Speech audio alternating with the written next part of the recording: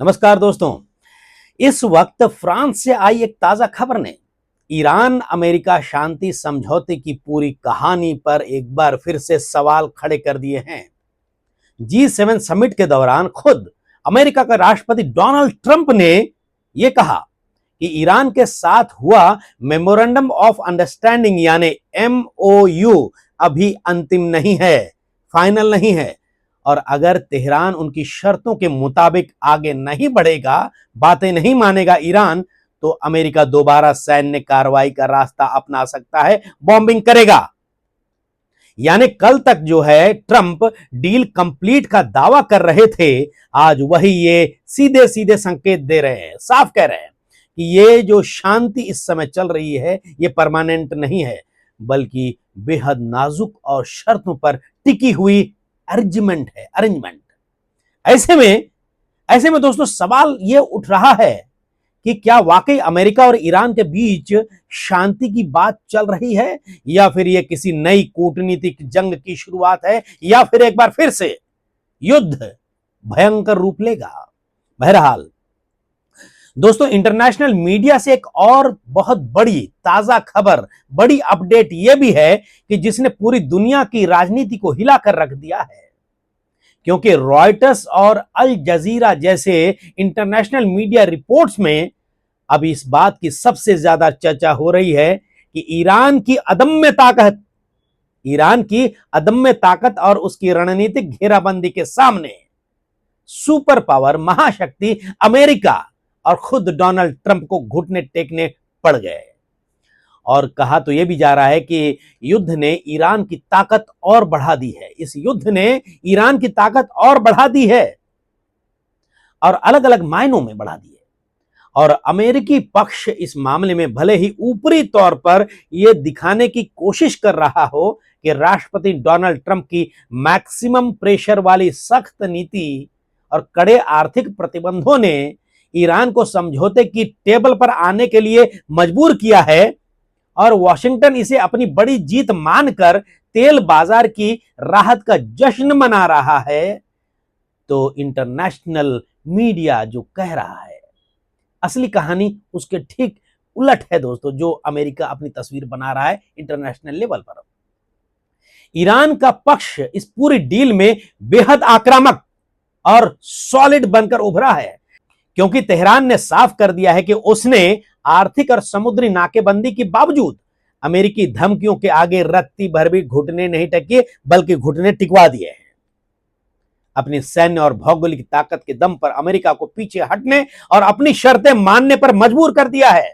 Iran के रणनीतिकारों का यह दावा बिल्कुल सच साबित होता दिखाई दे रहा है। जो खबरें आ रही हैं उसके हिसाब से मैं आपको बता रहा हूं कि अमेरिका को यह अच्छी तरह समझ आ गया था कि अगर स्ट्रेट ऑफ हॉर्मुज पर जो है ईरान ने पूरी तरह अपनी पकड़ मजबूत कर ली, तो अमेरिका समेत पूरी दुनिया की अर्थव्यवस्था, इकोनॉमी पल भर में बैठ जाएगी। और इसका असर देखा भी जा रहा था, अभी भी देखा जा रहा है। और इसी ईरान की ताकत के खौफ ने ट्रंप को कूटनीतिक टेबल पर बराबरी की सीट देने के लिए मजबूर कर दिया। गौर कीजिएगा, मजबूर कौन हुआ? डोनाल्ड ट्रंप, अमेरिका मजबूर हो गया। हालांकि इंटरनेशनल मीडिया अब इसे सिर्फ एक शुरुआती ढांचा यानी फ्रेमवर्क कह रहा है। जो बातें हो रही हैं कि दोनों देशों के बीच जो है डील लगभग फाइनल है और चर्चा होने वाली है, इसीलिए शांति है। ईरान की तरफ से भी ऐसे दावे आए कि भाई अमेरिका जो है बात करना चाहता, हम भी राजी हैं, बात करेंगे। लेकिन ईरान क्लियर कह रहा है कि यह फ्रेमवर्क है। असली जो कूटनीतिक जंग जो है अगले 60 दिनों में शुरू होने वाली परमाणु और प्रतिबंधों की बातचीत पर होगा।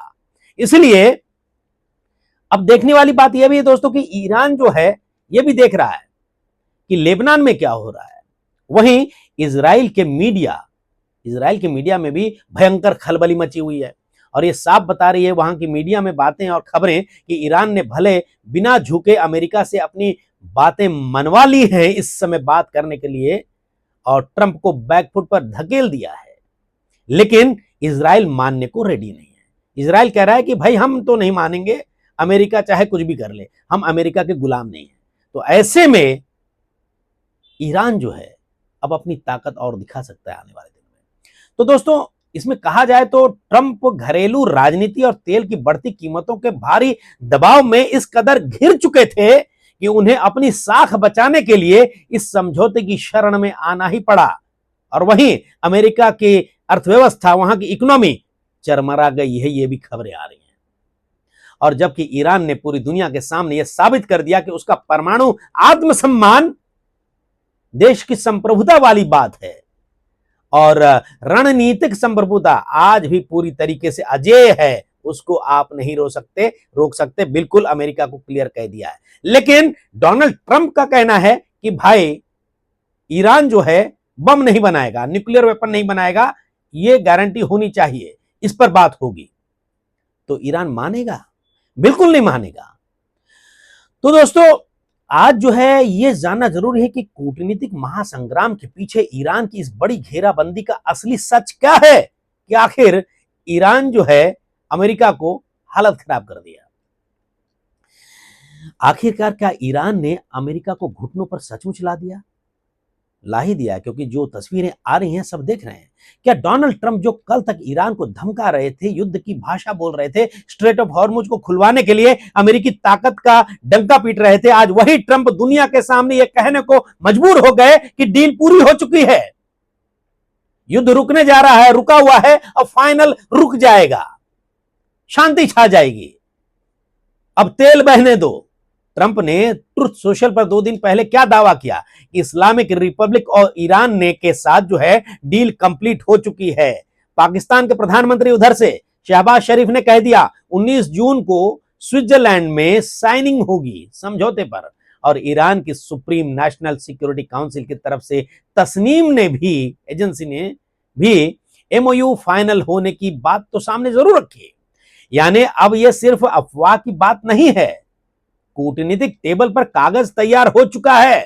हालांकि अमेरिका की तरफ से तो यह भी दावा आया एक दिन पहले, अब यह भी कि भाई डिजिटली साइन हो चुका है। डिजिटली साइन हुआ है कि भाई हम टेबल पर आकर बैठेंगे और बात करेंगे, लेकिन ईरान के साथ में शर्तें लागू अभी भी ट्रंप कह रहे हैं।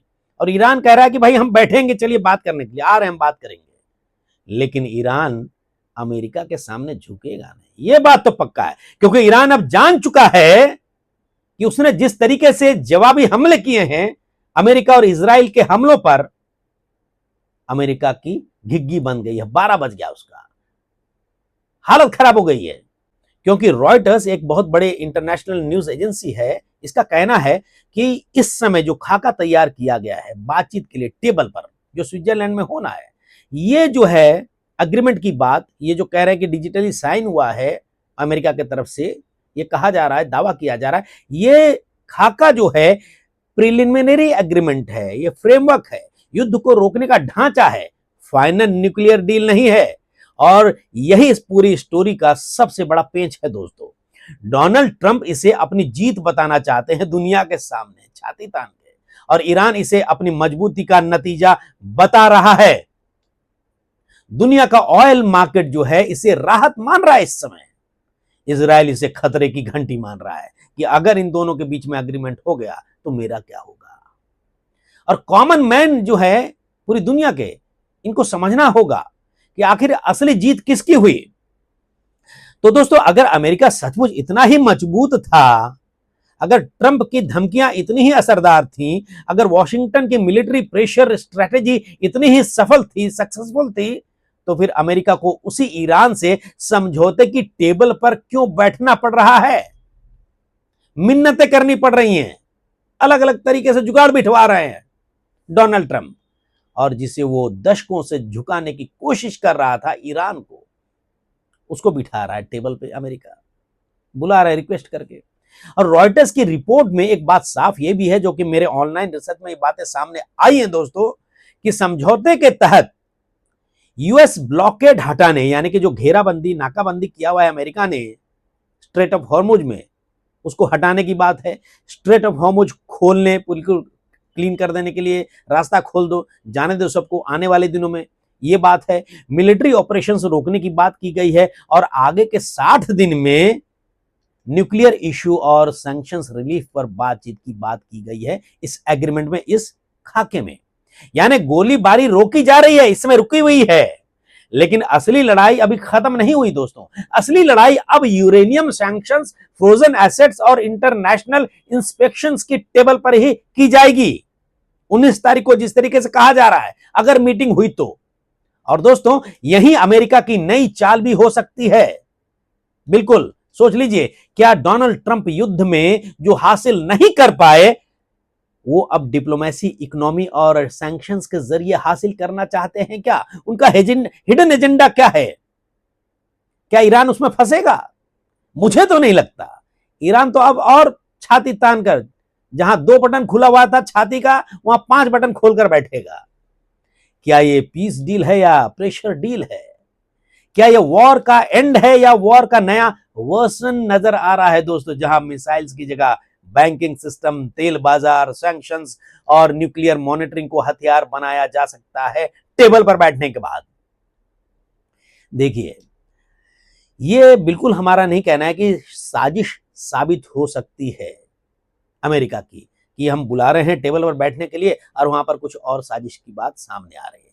यह साजिश की बात इस समय नहीं कह सकते, लेकिन सवाल तो खड़ा होता है ना भाई, कि अमेरिका पहले ईरान को युद्ध में घेरता है, फिर समुद्री नाकेबंदी करता है, फिर ऑयल के जो रूट्स हैं उस पर दबाव बनाता है, फिर ग्लोबल फ्यूल प्राइसेस चढ़ती हैं और डोनाल्ड ट्रंप घरेलू दबाव में आ जाते हैं, अपने ही अमेरिका में घिरे हुए हैं हर तरफ से, और फिर अचानक कहते हैं डील कंप्लीट है, फाइनल है, डिजिटली साइन हो गया है। लेकिन ईरान कहता है बिल्कुल नहीं भाई, ये फ्रेमवर्क है, उन्होंने हमको इनवाइट किया है, हम जाएंगे टेबल पर बात करेंगे, ये बस है, और हम उनकी हर शर्त मानने को मजबूर नहीं है।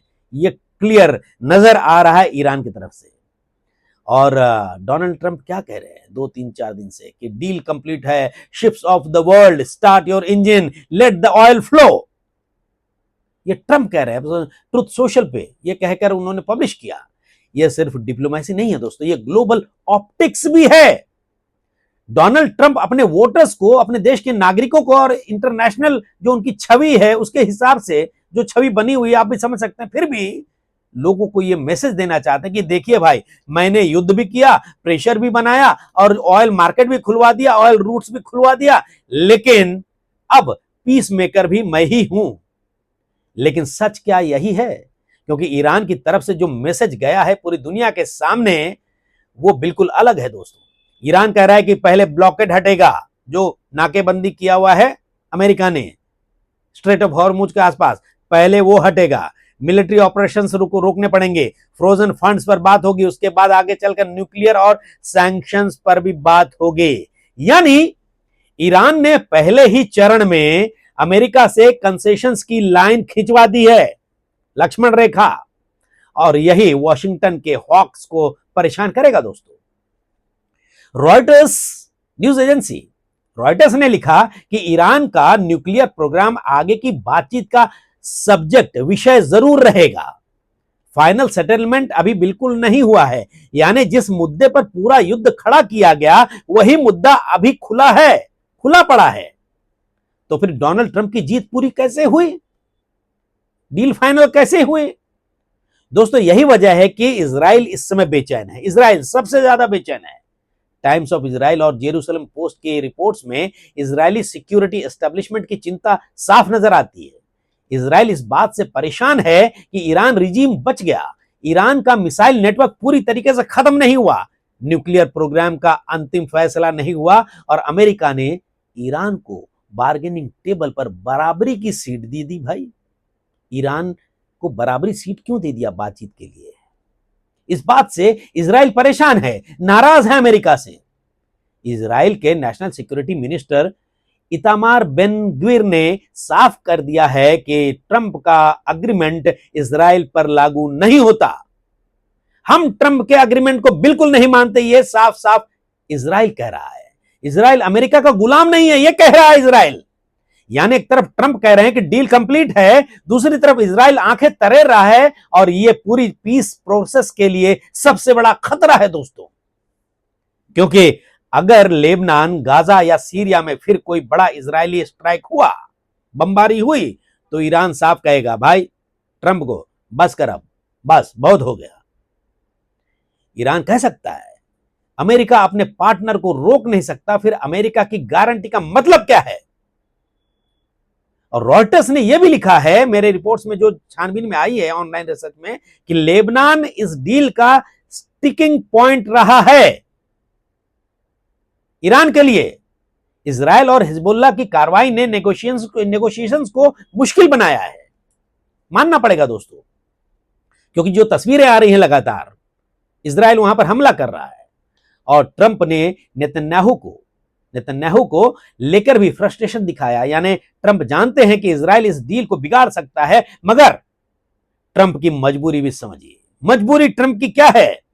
अमेरिका में फ्यूल प्राइसेस, इन्फ्लेशन और मिड टर्म पॉलिटिक्स का दबाव बढ़ गया है बहुत तगड़े तरीके से। ट्रंप बौखलाए हुए हैं, परेशान हैं। रॉयटर्स ने लिखा कि ऑयल प्राइसेस डील की खबर के बाद 4% से ज्यादा गिर गई और मार्केट ने राहत जरूर ली है। भारत जैसे ऑयल इंपोर्टर्स देशों को भी राहत मिल सकती है। और दोस्तों, हिंदुस्तान टाइम्स और इंडियन एक्सप्रेस ने भी एनर्जी मार्केट और हॉर्मुज रीओपनिंग को बहुत बड़ा फैक्टर माना है इकोनॉमी के लिए। अब सोचिए, अगर स्ट्रेट ऑफ हॉर्मुज बंद रहता, तेल महंगा रहता, अमेरिका में पेट्रोल महंगा होता है, तो ट्रंप की पॉलिटिक्स पर सीधा असर पड़ेगा।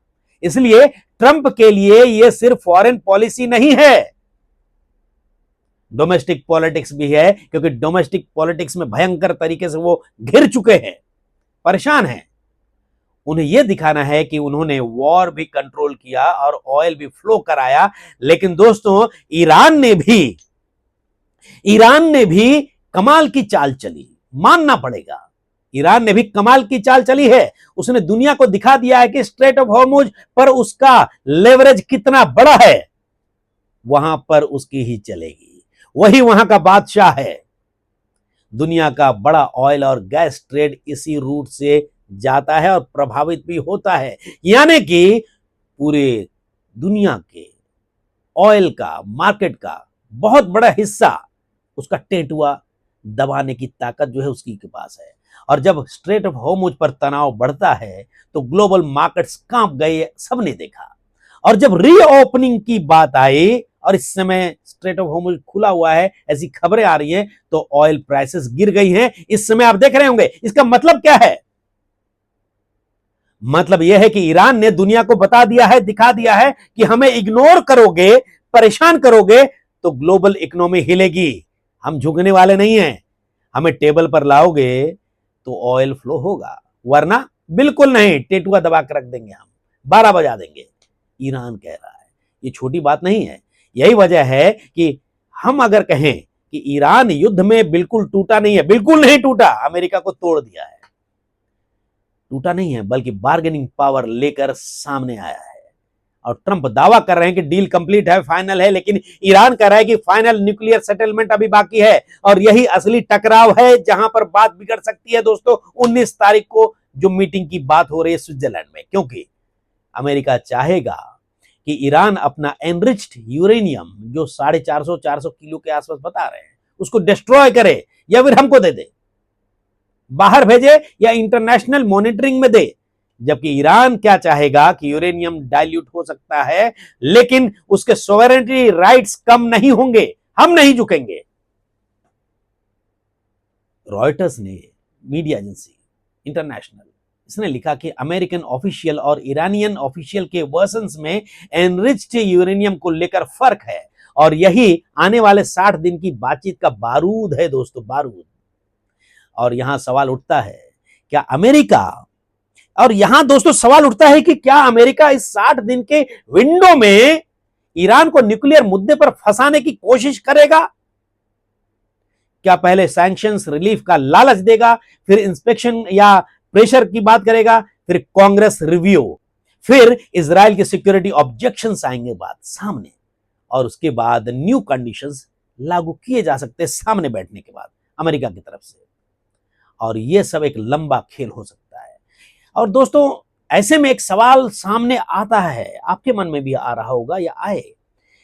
डोनाल्ड ट्रंप ने खुद न्यूक्लियर इशू पर हार्ड लाइन रखी है और रिपब्लिकन हॉक्स भी चाहेंगे कि ईरान का न्यूक्लियर प्रोग्राम पूरी तरीके से डिसमेंटल हो जाए। लेकिन ईरान अगर इस पर नहीं मानता है, देखिए मेरा तो मानना है कि वो बिल्कुल मानने वाला नहीं है ईरान, बिल्कुल नहीं। आप क्या सोचते हैं कमेंट बॉक्स में जरूर लिखिएगा। तो दोस्तों, ईरान जो है इस पर नहीं मानता है तो क्या होगा, यही तो असली डर है। डील साइन हो जाएगी, फोटो भी आ जाएगी, हेडलाइंस बनेंगी, डोनाल्ड ट्रंप कहेंगे पीस अचीव्ड, पाकिस्तान कहेगा मीडिएशन सक्सेसफुल, कतार और ओमान कहेंगे डिप्लोमेसी जीत गई, यूरोप क्या कहेगा सैंक्शंस रिलीफ पॉसिबल है, और चाइना क्या बोलेगा स्टेबिलिटी जरूरी है। लेकिन ये जो आने वाले 60 दिन हैं, 60 दिन के बाद अगर न्यूक्लियर इश्यू पर डेडलॉक हो गया तो क्या वही डोनाल्ड ट्रंप फिर कहेंगे ईरान धोखा दे रहा है? भाई ईरान को अपने देश की रक्षा के लिए चाहिए ना ताकत, उनके अपने देश की संप्रभुता के लिए चाहिए ना, उसका विरोध क्यों होना चाहिए? क्या फिर इससे एक बार फिर से सैंक्शंस लौटेंगे अमेरिका की तरफ से इंटरनेशनली? क्या फिर से इजराइल ये बोलने लग जाएगा कि डिप्लोमेसी फेल हो गई, अब मिलिट्री ऑपरेशन है, मिलिट्री ऑप्शंस ही जो है अब रास्ता बचा है, मतलब एक बार फिर से बमबारी करो? लेकिन ईरान जो है उसने सबको दिखा दिया कि भाई हम बच्चा नहीं है, भिड़ोगे तो क्या हाल होगा देख लो, सबको चीर फाड़ के कर दिए, बड़े से बड़े आए सूरमा, निपटा दिए उसको समुद्र में, हवा में भी। तो दोस्तों यही वजह है कि मेरा यह मानना है कि 19 जून अंत नहीं है, इस डील की शुरुआत है, और ये वॉर का फुल स्टॉप भी नहीं है, कॉमा है, कॉमा पॉज है, और शायद अगली जियोपॉलिटिकल चाल का लॉन्च पैड भी इसे कह सकते हैं। अमेरिका की नई चाल क्या हो सकती है? पहली चाल ईरान को इमीडिएट रिलीफ देकर उसे नेगोशिएशन ट्रैप में लाना, ट्रैप में। दूसरी चाल न्यूक्लियर इश्यू पर उसे इंटरनेशनल मॉनिटरिंग के जाल में कसना, जाल में। और तीसरी चाल क्या हो सकती है? सैंक्शंस रिलीफ को कंडीशन बेस्ड बनाकर तेहरान की इकोनॉमी को वॉशिंगटन के हाथ में रखना, कंट्रोल में रखना। और चौथी चाल ईरान के अंदर जनता को यह दिखाना कि अगर रिजीम अमेरिका की शर्त मानेगा तो पैसा आएगा, वरना 12 बजा देंगे अर्थव्यवस्था का। यह अमेरिका डराना चाहेगा। ऑयल बिकेगा, इकोनॉमी भी चलेगी, और अगर नहीं मानेगा ईरान तो फिर आइसोलेशन लौटेगा ईरान के लिए। यानी जनता के सामने सवाल खड़ा कर देना, रोटी चाहिए या रेजिस्टेंस। यह बहुत खतरनाक साइकोलॉजिकल इकोनॉमिक प्रेशर मॉडल हो सकता है दोस्तों। लेकिन फिर से यही साफ करना चाहूंगा, यह प्रूवन कॉन्स्पिरेसी नहीं है, ये बातें चल रही हैं, अटकलें लगाई जा रही हैं। ये दोस्तों सवाल है कि पॉसिबिलिटी है, ऐसा हो सकता है, जियोपॉलिटिकल रीडिंग है, और ऐसे में सवाल पूछना जो है काम है, लोगों के मन में आते हैं सवाल, और खासकर तब जब अमेरिका का पुराना रिकॉर्ड रिजीम प्रेशर, पुराना रिकॉर्ड जो है रिजीम प्रेशर, सैंक्शंस और इकोनॉमिक स्ट्रैंगुलेशन से भरा हुआ है। ईरान पर कई दशकों से सैंक्शन लगे, बैंकिंग चैनल बंद हुए, ऑयल एक्सपोर्ट्स पर रेस्ट्रिक्शंस लगी, फ्रोजन फंड्स रोके गए, और अब अगर वही फ्रोजन फंड्स नेगोशिएशन का हिस्सा बनते हैं तो यह सिर्फ पैसा नहीं, राजनीतिक हथियार है, पॉलिटिकल वेपन है ना, सोचिएगा दोस्तों। और ईरान के लिए यह सोवरेनिटी का सवाल है, संप्रभुता का सवाल है, ईरान झुकेगा नहीं, और अमेरिका के लिए लेवरेज का सवाल है। तो ऐसे में दोस्तों ईरान की जनता भी इस डील को एक जैसा बिल्कुल नहीं देखेगी। कुछ लोग कहेंगे युद्ध रुक गया है, राहत मिली है, इकोनॉमी खुलेगी। कुछ हार्डलाइनर्स क्या बोलेंगे, बोल भी रहे हैं अमेरिका पर भरोसा बिल्कुल नहीं किया जा सकता। और कई लोग ये भी पूछ सकते हैं इतने लोगों की जान गई, इतना नुकसान हुआ, और अंत में वही नेगोशिएशन टेबल की बात, ये क्या मजाक है भाई, आर्या पार कर दो, चलो देख लेंगे। लेकिन ईरान की सत्ता ये नैरेटिव बनाएगी कि हमने अमेरिका को मजबूर किया है, झुकाया है घुटने पे। डोनाल्ड ट्रंप घुटने टेक चुके हैं और बुला रहे हैं, आओ भाई हम बात करना चाहते हैं। असली बात तो यह है कि डोनाल्ड ट्रंप ने अमेरिका की अर्थव्यवस्था को पूरी तरीके से बुरे हाल में ले आया है। ईरान की सत्ता की बात अगर करें तो यह नैरेटिव बनाएगी अपनी जनता के सामने, दुनिया के सामने, कि हमने अमेरिका को मजबूर किया, हमने स्ट्रेट ऑफ हॉर्मुज का लेवरेज दिखाया, हमने रीजनल फ्रंट्स पर प्रेशर बनाया, हमने अपना न्यूक्लियर प्रोग्राम पूरी तरीके से सरेंडर नहीं किया है, और फिर भी अमेरिका ब्लॉकेड हटाने को तैयार हुआ है, अपनी नाकाबंदी हटाने को तैयार हुआ है। यानी हमने शर्तें मनवाई हैं, डोनाल्ड ट्रंप को। ईरान साफ कहना चाह रहा है कि हम झुके नहीं हैं, हमने झुकाया है। और दोस्तों यही लाइन हमारे लिए बहुत मायने रखता है। ट्रंप कह रहे हैं कि डील कंप्लीट है, लेकिन पूरा सच एक बार फिर से दोहरा रहा हूं। हो सकता है आपको लगे कि बार बार क्यों हम दोहरा रहे हैं भाई, एक ही बात को संजय प्रभाकर दोहरा रहे हैं, लेकिन हैमरिंग जरूरी है दिमाग में। ट्रंप कह रहे हैं कि डील कंप्लीट है, लेकिन पूरा सच यह है कि ट्रंप ने युद्ध खत्म करने का दावा किया है, दावा। ईरान ने एमओयू फाइनल बताया है, एमओयू, और रॉयटर्स ने इसे फ्रेमवर्क कहा है, फ्रेमवर्क है। न्यूक्लियर डील अभी बाकी है। इजराइल नाराज है और 60 दिन की बातचीत में ही तय होगा कि पीस है या पॉज है। अब इंटरनेशनल मीडिया के नाम से ही तस्वीर देखिए। रॉयटर्स कह रहा है कि framework to end war, nuclear programme talks later. Al Jazeera कह रहा है peace deal announced, Hormuz reopening. लेकिन सवाल बाकी है, फिर से वही सवाल। और इंडियन एक्सप्रेस पूछ रहा है अग्रीमेंट के बाद आगे क्या। हिंदुस्तान टाइम्स लाइव कवरेज में लिख रहा है कि तेहरान कह रहा है कि डील क्राइम्स इरेज नहीं करेगी, और इजराइल रिजीम टॉपल की भाषा में है। टाइम्स ऑफ इजराइल और जेरूसलम पोस्ट में इजरायली एंग्जाइटी साफ दिख रही है। और दोस्तों अब देखना है कि इसमें होता क्या है। पहला कि डील तो हो गई है कहा जा रहा है, दूसरा कि फाइनल न्यूक्लियर सेटलमेंट होता है नहीं, ये भी देखने वाली बात है। बहरहाल अब देखते हैं आगे क्या होगा दोस्तों। तो ऐसे में आप क्या सोचते हैं, आपको क्या लग रहा है, ये जरूर बोलिएगा कमेंट बॉक्स में दोस्तों। नमस्कार।